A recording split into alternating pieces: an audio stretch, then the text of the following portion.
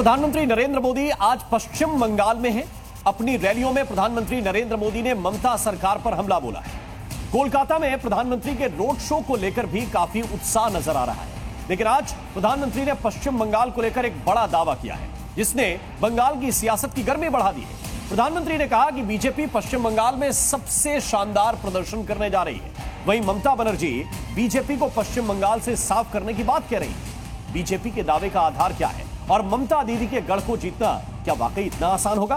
दिखाते हैं आपको एक रिपोर्ट के जरिए।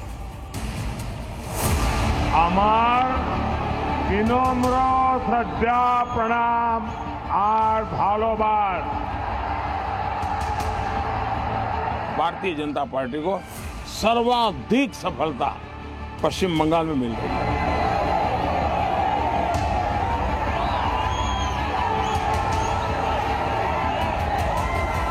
हम अगर सीपीएम को ऊपर उखाड़ दे सकते थे तो हम बीजेपी को भी उखाड़ देंगे। जय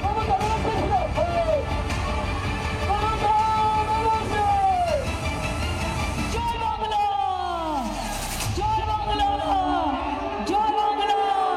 2014 में मिली 2 सीटों से 2019 तक 18 सीटों तक पहुंचने वाली बीजेपी क्या 2024 में पश्चिम बंगाल में बड़ा चमत्कार करने वाली है? प्रधानमंत्री मोदी का 400 पार वाला नारा अगर सच साबित होता है तो क्या पश्चिम बंगाल इस पहाड़ को छूने में बड़ा योगदान देने वाला है? प्रधानमंत्री मोदी के आत्मविश्वास ने पश्चिम बंगाल के चुनावी पारे को और चढ़ा दिया है। हमें लोकसभा के अंदर भारी बहुमत पिछले चुनाव में मिला था। इस बार पूरे हिंदुस्तान में द बेस्ट परफॉर्मिंग स्टेट कोई होगा तो पश्चिम बंगाल होने वाला है। भारतीय जनता पार्टी को सर्वाधिक सफलता पश्चिम बंगाल में मिल रही है। लेकिन प्रधानमंत्री नरेंद्र मोदी के इस आत्मविश्वास के पीछे का राज क्या है? बीजेपी को क्यों लगता है कि वो इस बार पश्चिम बंगाल में बड़ा चमत्कार करने वाली है? इसे भी समझते हैं। पश्चिम बंगाल में तृणमूल कांग्रेस ने लेफ्ट और कांग्रेस से समझौता नहीं किया। इस लड़ाई का सीधा फायदा बीजेपी को मिल रहा है। चुनाव प्रधानमंत्री चुनने के लिए है और नरेंद्र मोदी के चेहरे के सामने विपक्ष का कोई बड़ा चेहरा नजर नहीं आ रहा। संदेश खाली जैसी घटनाओं ने महिलाओं के लिए सुरक्षित समझे जाने वाले पश्चिम बंगाल में महिला सुरक्षा पर सवाल खड़े किए हैं। चुनाव दर चुनाव भारतीय जनता पार्टी का प्रदर्शन राज्य में सुधर रहा है। ममता बनर्जी सरकार के खिलाफ सड़क से संसद तक मुख्य विपक्षी पार्टी के तौर पर बीजेपी हर जगह मजबूती से खड़ी नजर आई है। वहीं तृणमूल कांग्रेस के कैडर की गुंडागर्दी से भी कई जगहों पर लोग नाराज हैं। इसके अलावा पश्चिम बंगाल में सरकार के मंत्रियों का भ्रष्टाचार में लिप्त होना भी मोदी इसे भी बीजेपी के लिए शुभ संकेत बता रहे हैं। पश्चिम बंगाल का चुनाव एक तरफा जनता जनार्दन उसको लीड कर रही है और उसके कारण सरकार में बैठे हुए लोग, टीएमसी के लोग बौखलाए हुए हैं। लगातार हत्याएं हो रहे हैं, हमले हो रहे हैं। भाजपा कार्यकर्ताओं को चुनाव के पहले जेलों में बंद कर दिया जा रहा है।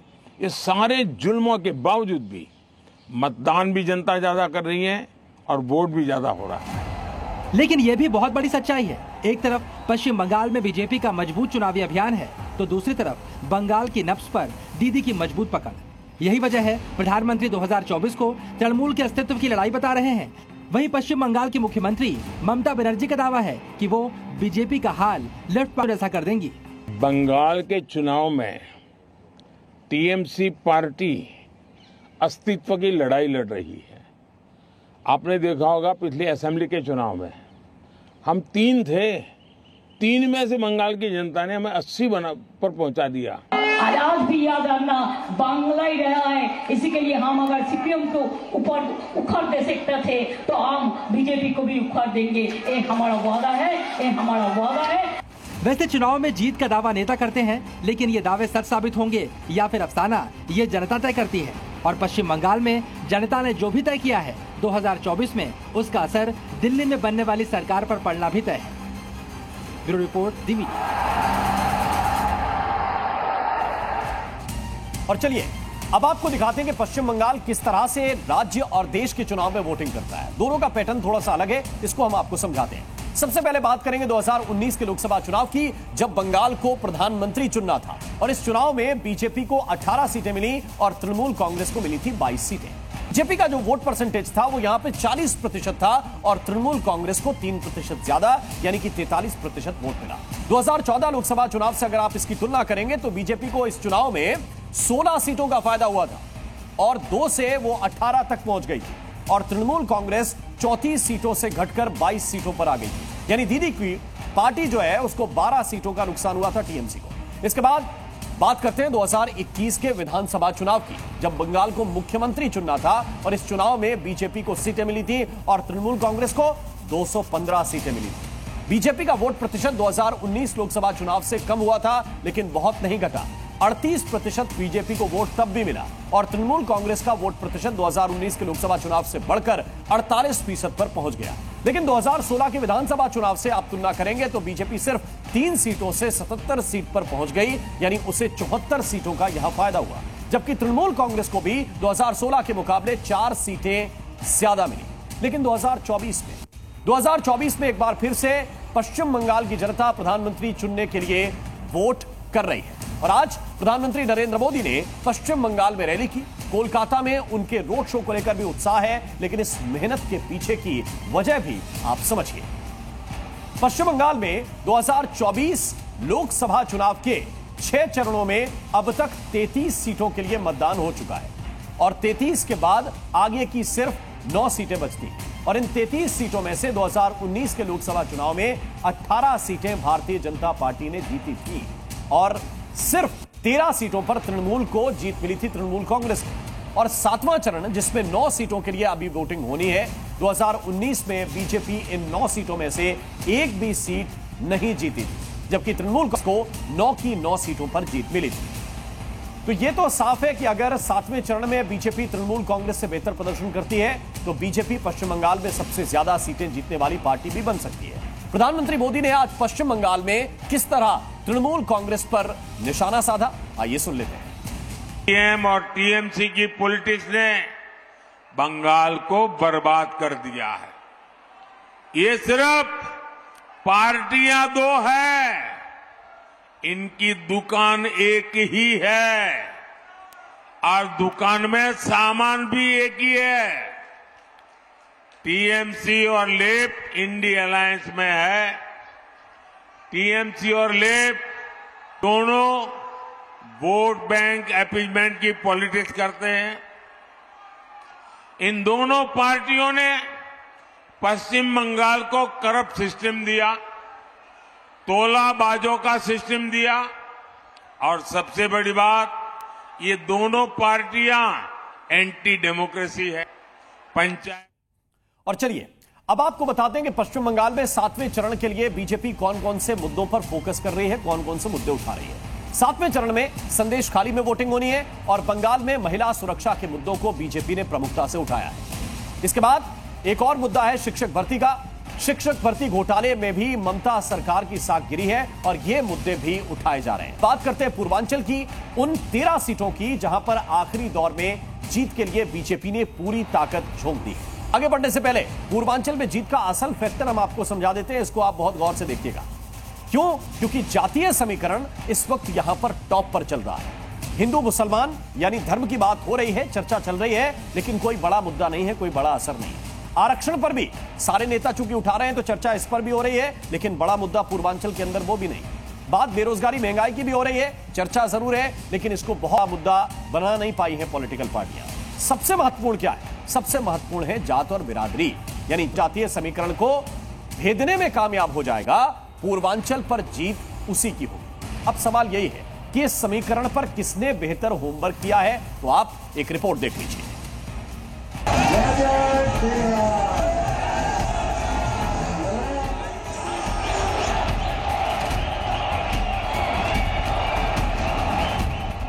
मिशन 80 के लिए बीजेपी के पास ये आखिरी दाव है।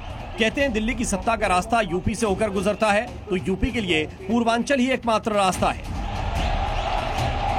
और पूर्वांचल को साधना हर पार्टी के लिए किसी बड़े पत्थर से सिर टकराने के बराबर है। योगी मोदी की जोड़ी कैसे आपस में पूर्वांचल को साधने के लिए खास रणनीति तैयार कर रही है, वो हम आगे बताएंगे। उससे पहले आपको बता दें कि इलाके में आखिरी दौर में कहां-कहां वोट डाले जाने हैं। महाराजगंज, गोरखपुर, कुशीनगर, देवरिया, बांसगांव, घोसी, सलेमपुर, बलिया, गाजीपुर, चंदौली, वाराणसी, मिर्जापुर और रॉबर्ट्सगंज। पूर्वांचल की ये वो 13 सीटें हैं जहां मुद्दे गौण होते हैं और बिरादरी का जोर चलता है। 2019 में इन 13 सीटों में से बीजेपी ने 9 सीटें जीती थी और 2 सीटें उसके सहयोगी दल अपना दल एस ने जीती थी। गाजीपुर और घोसी सीट बीएसपी के खाते में गई थी। 24 के चुनाव में कांग्रेस और समाजवादी पार्टी एक साथ मैदान में है और बीजेपी के लिए इसे दोहराने की बड़ी चुनौती है। अब समझिए कि पूर्वांचल का यह समीकरण क्या है जिसके बूते यहाँ की राजनीति चलती है। मुसलमान 17%, यादव 13 से 14%, एससी 20 से 21%, ब्राह्मण 9-10%, राजपूत 6 से 7%, राम 3 से 4%, कुर्मी 5 से % और मौर्य लगभग 4%। पूर्वी उत्तर प्रदेश में मुद्दों के साथ ही जातीय समीकरणों के आधार पर भी चुनावी माहौल बनता और बिगड़ता है और अपने आखिरी रण में बीजेपी इसे भेदने के लिए खास रणनीति पर काम कर रही है। पूर्वांचल का रण कैसे भेदेगी बीजेपी?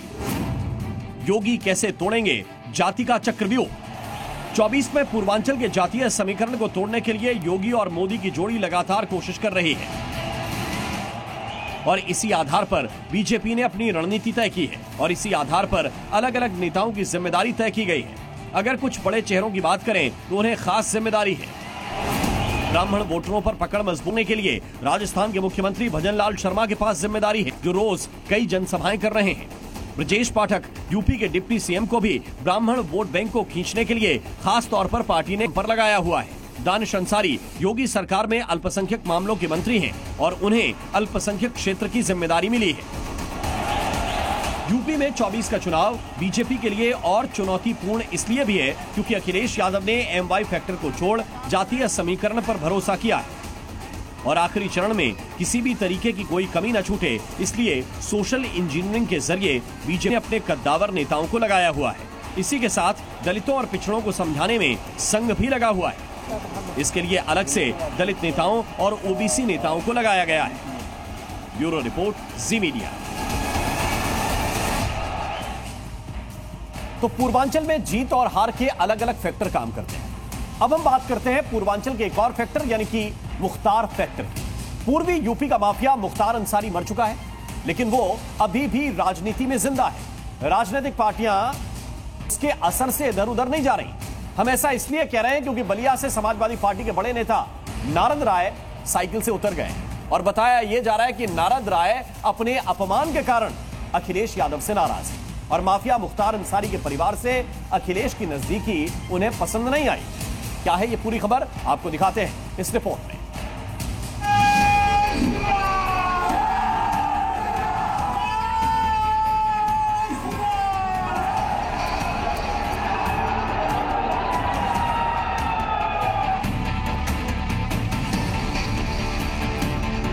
बाईस में हमको टिकट दिया और टिकट देने के बाद हराने का इंतजाम भी कर दिया।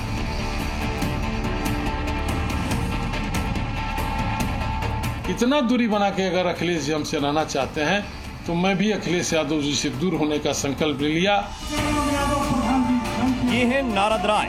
2 दिन पहले तक यूपी में समाजवादी पार्टी के भरोसेमंद सिपहसालार कहे जाते थे। अब अपने सिर से लाल टोपी उतार फेंकी है और कहा जा रहा है कि वो कल बलिया में अमित शाह की रैली के दौरान हाथ में भगवा झंडा थाम सकते हैं। इसका सबूत है अमित शाह के साथ उनकी ये तस्वीर, जिसमें सुभासपा के अध्यक्ष ओम प्रकाश राजभर भी नजर आ रहे हैं। सवाल है कि आखिर नारद राय समाजवादी पार्टी और अखिलेश से क्यों नाराज हैं? तो आपको बता दें, नारद राय की नाराजगी की 2 बड़ी वजह हैं। वजह माफिया मुख्तार अंसारी के परिवार से नजदीकी। मैं लड़ता हूँ तो ताल ठोक के लड़ता हूँ और मदद भी करता हूँ तो ताल ठोक के करता हूँ और विरोध भी करूंगा तो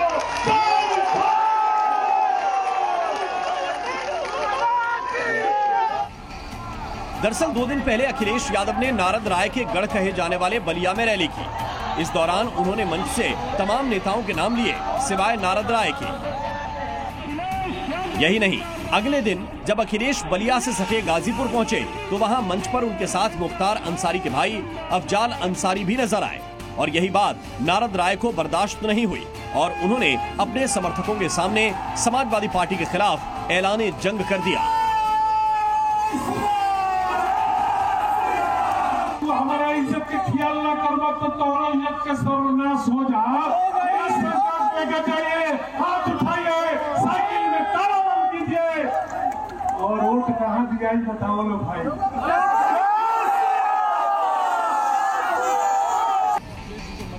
नारद राय ने अखिलेश के खिलाफ जाने से पहले नेताजी यानी मुलायम सिंह यादव की बातों का जिक्र करते हुए सोशल मीडिया प्लेटफॉर्म पर लिखा, स्वर्गीय नेताजी का सेवक हूं। नेताजी ने कहा था, यदि अपने लोगों के सम्मान पर आंच आए तो किसी से भी बगावत कर जाना, लेकिन झुकना मत।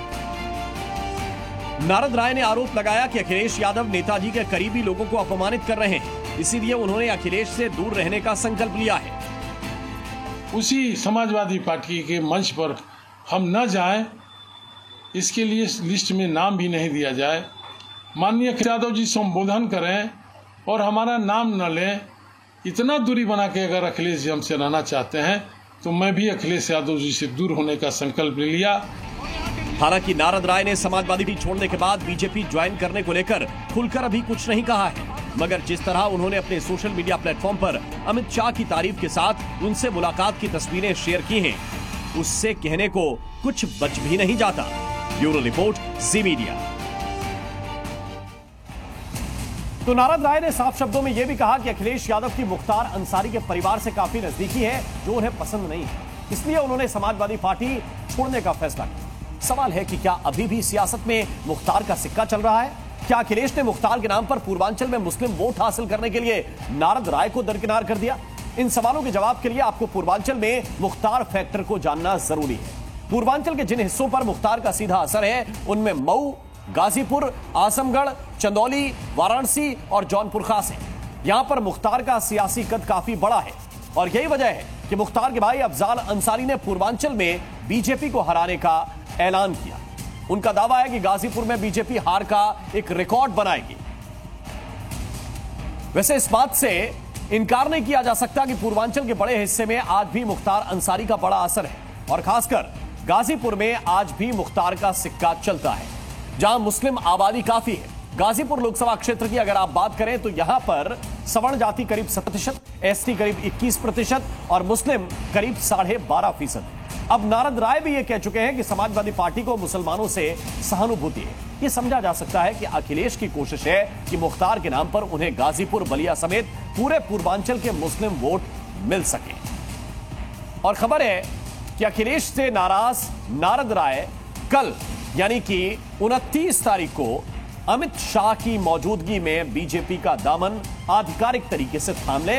हालांकि पहले वो बैठक कर चुके हैं, मुलाकात उनकी हो चुकी है। 7वें और आखिरी चरण की वोटिंग से पहले काशी के सियासी दंगल में सियासी दिग्गजों का जमावड़ा लग गया है। बीजेपी नेता जहां प्रधानमंत्री मोदी की रिकॉर्ड तोड़ हैट्रिक की तैयारी में जुटे हैं, वहीं विपक्षी गठबंधन भी चक्रव्यूह तैयार कर चुका है।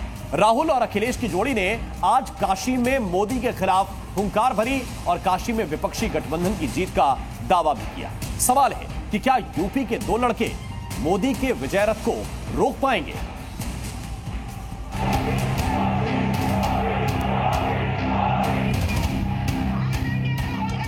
सीटों के हार के डर से उनकी जवान भी डगमगाने लगी है।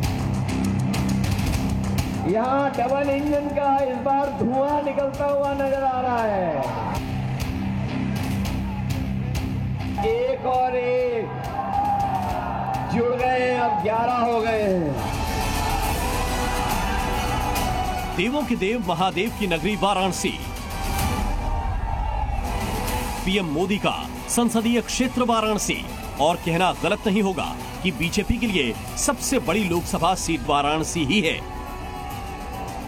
जहां से पीएम मोदी की हैट्रिक के साथ साथ जीत के अंतर का रिकॉर्ड बनाने के लिए बीजेपी के दिग्गज दिन रात जुटे हैं। मगर आज यूपी के दो लड़के मोदी के विजय रथ को रोकने के मकसद से वाराणसी पहुंचे और पीएम मोदी के खिलाफ हुंकार भरी। एक और एक जुड़ गए, अब 11 हो गए हैं। और दूसरी तरफ एक और एक टकरा रहे हैं। हम लोग डबल ताकत हो गए हैं, वो लोग डबल जीरो हो गए हैं। मैं आपको एक बात बताना चाहता हूं, ये लड़ाई गरीबों और अरबपतियों के बीच में लड़ाई है। और अब मैं जो कह रहा हूं, ये अच्छी तरह सुन लीजिए, ये चुनाव अजय राय जी और प्रधानमंत्री को चुनने का चुनाव नहीं है, क्योंकि नरेंद्र मोदी जी प्रधानमंत्री नहीं बन रहे हैं। यूपी के दो लड़के यानी राहुल और अखिलेश इस लोकसभा चुनाव के प्रचार में एक साथ कई मंचों पर दिख चुके हैं, मगर आज की बात ही अलग है, क्योंकि आज वो उस जगह थे जिसे पिछले 10 साल से बीजेपी का गढ़ कहा जाता है। अगर राहुल और अखिलेश इस परिवर्तन रैली के जरिए वाराणसी में सियासी बदलाव लाना चाहते हैं। वो हम लोगों को शहजादा बोल रहे हैं, जो शहजादा बोल रहे हैं वो सुनने की इस बार दोनों शहजादे न केवल शह देने जा रहे हैं, बल्कि इस बार मात भी देने का काम करेंगे। विपक्ष घेराबंदी में जुटा है तो बीजेपी रिकॉर्ड तोड़ जीत की तैयारी में है। लोकसभा चुनाव में अब की बार 400 पार का नारा देने वाली बीजेपी वाराणसी में अब की बार 10 लाख पार का टारगेट लेकर आगे बढ़ रही है। 2014 में मोदी को 5,80,000 से ज्यादा वोट मिले थे, जो 2019 में बढ़कर 6,74,000 से ज्यादा हो गया।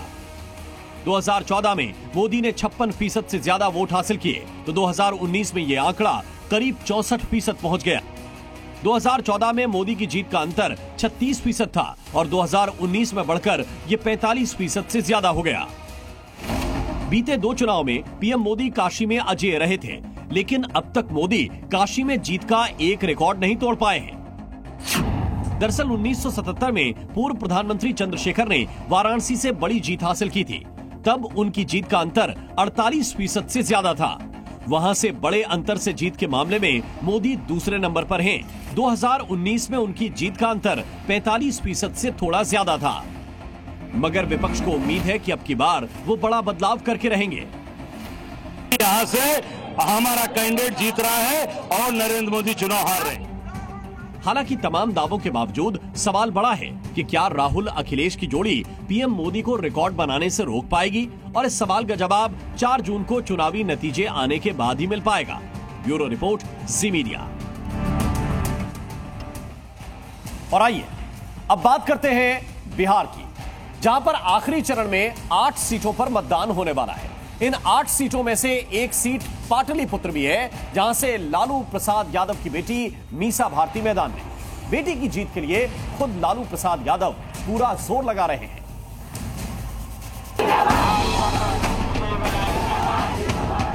पाटलिपुत्र की गलियों में लालू प्रसाद यादव गश्त लगा रहे हैं ताकि बेटी मीसा भारती राज्यसभा की बजाय लोकसभा सांसद बन जाए। लोकसभा पहुंचने की यह मीसा की तीसरी कोशिश है। पहली 2 कोशिश नाकाम होने के बाद पाटलिपुत्र में तैयारियों की कमान खुद लालू प्रसाद यादव ने संभाल ली है। पाटलिपुत्र में लालू की रणनीति को अंजाम तक पहुंचाने के लिए 3 सिपह सालारों को तैयार कर दिया गया है, जिसमें पहला किरदार है रंजन यादव, दूसरा किरदार है विधायक भाई वीरेंद्र और तीसरा किरदार है विधायक रीत। रंजन प्रसाद यादव 2009 में पाटलिपुत्र से सांसद रह चुके हैं और तब उन्होंने लालू प्रसाद यादव की मात दी थी। तब सालों की दोस्ती अदावत में बदल गई थी, लेकिन अब पुराने दौर के दोनों दोस्त साथ हैं और पाटलिपुत्र में मीसा की जीत की रणनीति तैयार कर रहे हैं। पाटलिपुत्र में आरजेडी विधायक भाई वीरेंद्र भी मीसा के लिए जमीन पर पसीना बहा रहे हैं। वीरेंद्र पाटलिपुत्र के अंतर्गत पड़ने वाली विधानसभा मनेर के विधायक हैं और लालू परिवार के बहुत ही खास माने जाते हैं और इस बार मीसा के लिए जोर लगा रहे हैं। 4 जून को हम लोग लड्डू बांटेंगे और मीसा भारती काफी वोटों से चुनाव जीतेगी। हम लोग मनेर का लड्डू बांटने का काम करेंगे। लालू के तीसरे सिपह सालार हैं रीतलाल यादव, जो पाटलिपुत्र के दाना विधानसभा क्षेत्र से विधायक हैं। इलाके में उनकी अच्छी पकड़ मानी जाती है और फिलहाल वो मीसा के चुनाव प्रचार में जुटे हैं। हालांकि लालू की बड़ी लाडली पाटलिपुत्र से तीसरी बार चुनावी मैदान में है, लेकिन फिलहाल यहां से चाचा रामकृपाल यादव भतीजी मीसा भारती का खाता नहीं खुलने दे रहे। इस बार भी पाटलिपुत्र से बीजेपी ने मीसा भारती के खिलाफ मौजूदा सांसद रामकृपाल यादव पर ही दांव लगाया है। रामकृपाल यादव ने 2014 और 2019 की पाटलिपुत्र से मीसा भारती को हराया था। कभी लालू के खास रहे रामकृपाल यादव ने 2014 लोकसभा से ठीक पहले बीजेपी ज्वाइन की थी और उसके बाद से वो पाटलिपुत्र के अजात शत्रु बने हुए हैं। ये ललटनिया को हम लोगों से, हमसे और रामकृपाल जी से ज्यादा कोई जानता है क्या? ये लालू यादव का पूरा इलाज जानता हूँ। चाचा रामकृपाल यादव पाटलिपुत्र से जीत की हैट्रिक लगाने की कोशिश में हैं, तो भतीजा भी पाटलिपुत्र से हस्तिनापुर पहुंचने का दावा कर रही हैं। अब 4 जून को ही पता लगेगा कि जनता चाचा पर भरोसा जताएगी या भतीजी को मौका देगी। ब्यूरो रिपोर्ट, जी मीडिया। और 2024 का चुनाव प्रचार खत्म होने के बाद प्रधानमंत्री नरेंद्र मोदी कन्याकुमारी जाएंगे। 2019 में प्रधानमंत्री ने चुनाव प्रचार खत्म के बाद जिस तरह की साधना केदारनाथ में की थी, ऐसा ही ध्यान इस बार प्रधानमंत्री कन्याकुमारी के विवेकानंद रॉक मेमोरियल में करने जा रहे हैं।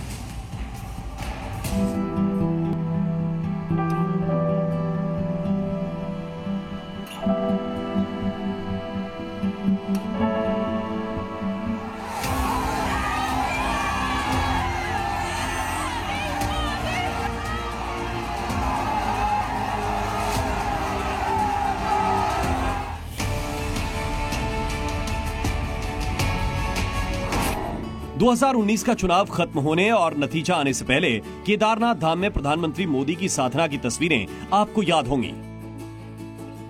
2024 लोकसभा चुनाव के 6 चरण बीत चुके हैं और 7वें चरण का चुनाव खत्म होने के बाद प्रधानमंत्री मोदी एक बार फिर वैसी ही साधना में लीन दिखाई देंगे जैसी साधना उन्होंने 2019 में की थी। लेकिन इस बार केदारनाथ नहीं, प्रधानमंत्री नरेंद्र मोदी कन्याकुमारी जा रहे हैं। इस बार अपने चुनाव अभियान के समापन पर प्रधानमंत्री मोदी वहां पर ध्यान करेंगे, पर कभी स्वामी विवेकानंद ने ध्यान किया था। प्रधानमंत्री मोदी 30 मई से 1 जून तक कन्याकुमारी का दौरा करेंगे। पीएम मोदी कन्याकुमारी में रॉक मेमोरियल जाएंगे, जहां 30 मई की शाम से 1 जून की शाम तक प्रधानमंत्री ध्यान करेंगे। रॉक मेमोरियल के ध्यान मंडपम में प्रधानमंत्री दिन रात साधना करेंगे। स्वामी विवेकानंद के नाम पर बना है रॉक मेमोरियल।